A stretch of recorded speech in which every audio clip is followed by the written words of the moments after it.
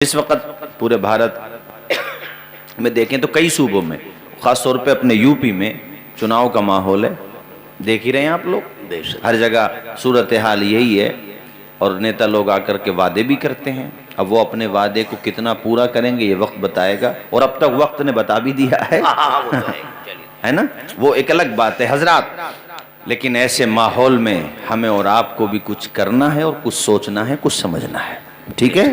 ٹھیک ہے۔ اللہ تعالیٰ خوش رکھے ہمارے عزیزم محمد عظیم کو کہ انہوں نے اور ان کے بہنوئی نے اور ان کے گھر والوں نے اس مبارک موقع پر کوئی ایسا کام نہیں کیا جس سے ان کا سر شرم سے جھک جائے۔ کیا بات ہے، ان کے اماموں کا سر شرم سے جھک جائے، بلکہ قاری محشر صاحب ہوں یا دیگر ائمہ حضرات ہوں، یہ یہاں کے آپ کے مولانا عثمان صاحب ہوں، ہمارے محترم محب علی صاحب ہوں، سب کا سینہ چوڑا ہے۔ اللہ نے حضور کی سنت ادا کرنے کا موقع دیا تو حضور ہی کا میلاد منایا، سبحان اللہ سبحان اللہ، حضور ہی کا تذکرہ کیا جا رہا ہے۔ جب سب کچھ حضور کے صدقے میں ملا ہے تو تذکرہ بھی حضور ہی کا ہونا چاہیے۔ بے شک آؤ میں تمہیں ایک دیوانے کی داستان سناتا ہوں۔ یہ کس کا دیوانہ ہے؟ حضور کا دیوانہ۔ میرے ساتھیوں، نام ہے ان کا حنظلہ۔ اونچا بولیے، کیا نام بتایا میں نے آپ کو؟ حنظلہ۔ اور زور سے بولیں، کیا نام بتایا؟ حنظلہ۔ حضرت حنظلہ۔ بے شک، کیا بات ہے، شادی ہو چکی ہے، غسل بھی فرض ہو چکا ہے، بیوی سے ملاقات ہو چکی ہے، غسل فرض ہو چکا ہے، اتنے ہی میں کان کے پردے سے میدان احد میں جانے کی دعوت ٹکراتی ہے کہ چلو سب اہل حق ظلم کے خلاف لڑنے کے لیے احد کی طرف چلو۔ کیسا سینہ تھا ان کا اور کیسا جذبہ تھا ان کا۔ چندوئی کے مسلمانوں، باتیں کرنا آسان ہوتا ہے، عمل کے ڈگر پہ جو چلتا اسے پتا ہوتا ہے کتنی قربانیاں دینا ہو۔ بے شک بے شک، اللہ اکبر، ذرا تصور تو کیجئے، شادی کا دن، غسل فرض ہے۔ سوچنے لگے اگر غسل کرنے لگا تو کہیں ایسا نہ ہو قافلہ گزر جائے، قافلہ کہیں چلا نہ جائے۔ اس زمانے میں غسل کرنے کے لیے اتنی سہولیات نہ تھیں کہ ٹنکیوں سے پانی نکالو، اب تو گریزر بھی ہے، گرم کرو نہا لو، نہ۔ اس زمانے میں پانی کے دستیاب کرنے کے بڑے مشکل ذریعے تھے، کنویں سے کھینچنا پڑتا تھا، کتنی پریشانیاں تھیں، تو اس میں وقت لگتا۔ انہوں نے اس بات کو بھی گوارا نہ کیا کہ یہ وقت لگ جائے، کہیں ایسا نہ ہو کہ حضور کی محبت کے حوالے سے میرا نمبر پہلے سے کٹ کر کے دوسرا ہو جائے۔ اللہ اکبر، جذبہ دیکھو، حوصلہ دیکھو، اور اس سے سبق بھی حاصل کرو کہ ایک وہ صحابی رسول تھے کہ شادی کا دن ہے، غسل فرض ہو چکا ہے، تو اب پرواہ اپنی شادی کی یا اپنی بیوی کی اتنی نہیں ہے جتنا دین اسلام کی پرواہ۔ بے شک، سبحان اللہ، حق بات ہے، حق بات ہے۔ اللہ اکبر، جب یہ صدا سنی، سنو نوجوانوں سنو، جذبہ اسے کہتے ہیں۔ اپنی بیوی کے پاس گئے اور جا کر کے کہا، میری شریک حیات، تم میرے بھروسے پر آئی ہو، تم میری زندگی ہو، اور میں تمہارے لیے تمہارا شوہر ہوں۔ میاں بیوی کا رشتہ یہ عام رشتہ نہیں ہوتا، بڑا اہم رشتہ ہوتا ہے۔ قرآن فرماتا، ہن لباس لکم وانتم لباس لہن۔ بیویاں مردوں کے لیے پردہ ہوتی ہیں اور مرد بیویوں کے لیے پردہ ہوتے ہیں۔ بے شک، یہ کہہ لو کہ بیوی مرد کی ضرورت ہے اور مرد بیوی کی ضرورت ہے۔ اللہ اکبر، ایک دوسرے کی اہمیت کا اندازہ دیکھیں، اور یہ نکاح نبیوں کی سنت ہے۔ بے شک بے شک، میں نے جو آیت پڑھی اس میں اللہ نے فرمایا کہ محبوب تم سے پہلے بھی ہم نے انبیاء کرام رسولان اعظام کو بھیجا، اور ان کے بیوی بھی تھے، بچے بھی تھے، بیوی تھی۔ تو یہ سنت ہے۔ کس کی سنت ہے بولیے؟ رسولوں کی سنت، نبیوں کی سنت ہے، اور حضور کی تو اتنی پیاری سنت ہے۔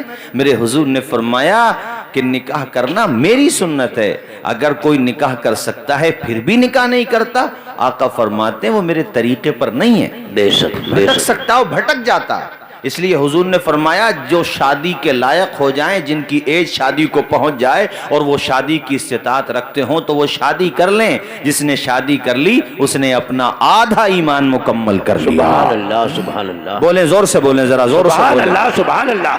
حضرت حنظلہ کو دیکھیں، اپنی بیوی کے پاس گئے اللہ اللہ، اور جا کر کے شریک حیات سے کہتے ہیں میری شریک حیات، تیری محبت اپنی جگہ، تیری الفت اپنی جگہ، تیری قدر میرے دل میں بہت ہے، سمان بھی بہت ہے، تو میری بیوی ہے، اسلام میں بیوی کا سمان ہے، اسلام میں عورت کا مقام بتایا گیا ہے۔ اللہ اللہ، بیوی سے ساری گفتگو کرتے کرتے آنکھیں بھر آئیں، رونے لگے، آپ دیدہ ہو گئے، اور آپ دیدہ ہو کر کے کہنے لگے میری زوجہ اب میں جس سفر پہ جا رہا ہوں لوٹ کے آنا یقینی نہیں ہے، ہو سکتا ہے میری شہادت ہو جائے، اگر میں وہاں جا کر کے قتل ہو گیا تو شہید کہلاؤں گا، بچ کر آ گیا تو غازی کہلاؤں گا۔ سبحان اللہ، بے شک غازی کہلاؤں، لیکن میں اپنے اس سفر پر ضرور جاؤں گا، ذرا زور سے بولیں، میں اپنے اس سفر پر ضرور جاؤں گا۔ اونچا بولیے،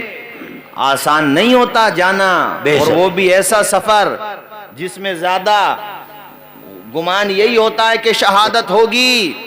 اللہ اللہ، وہ کنیز فاطمہ زہرا، وہ اللہ کے پیغمبر سے محبت کرنے والی خاتون، اسلام کے راستے پر چلنے والی خاتون، ہماری مائیں بہنیں بھی یہاں تشریف فرمائیں، ان کو بھی میں پیغام دینا چاہتا ہوں، اپنے شوہر سے محبت کرو، اپنے بچوں سے محبت کرو، اپنی آل اولاد سے محبت کرو، تمہیں اپنے باپ سے بھی محبت ہونا چاہیے، اپنی ماں سے بھی محبت ہونا چاہیے، مگر خواتین اسلام تمہیں سب سے زیادہ اگر محبت ہونا چاہیے تو اسلام سے ہونا چاہیے۔ سبحان اللہ، سبحان اللہ، بے شک مذہب اسلام سے محبت ہونا چاہیے سب سے زیادہ۔ بے شک بے شک۔ اے میری ماں بہنوں بیٹیوں، تم بھی میری بات دھیان سے سنو، تمہارے گھر پہ شادی کا موقع آ گیا، تمہارے بیٹے کی شادی ہے ماشاءاللہ، یا میری بہنوں تمہارے بھائی کی شادی ہے سبحان اللہ، تو گھر پہ جب شادی کا موقع آیا کرے تو ناچ گانے، ڈھول تاشے، گاجے باجے،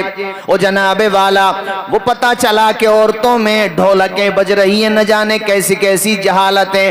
اے میری بیٹیوں، قوم کی بچیوں، ماں بہنوں، اگر تم اپنے گھروں میں یہ شیطانی رنگ رویلیاں کرو گی تو بتاؤ تمہارے گھر میں آنے والی دلہن کے ساتھ برکت آئے گی یا کچھ اور آئے گا؟ کیا بات ہے، بہت خوب ہے۔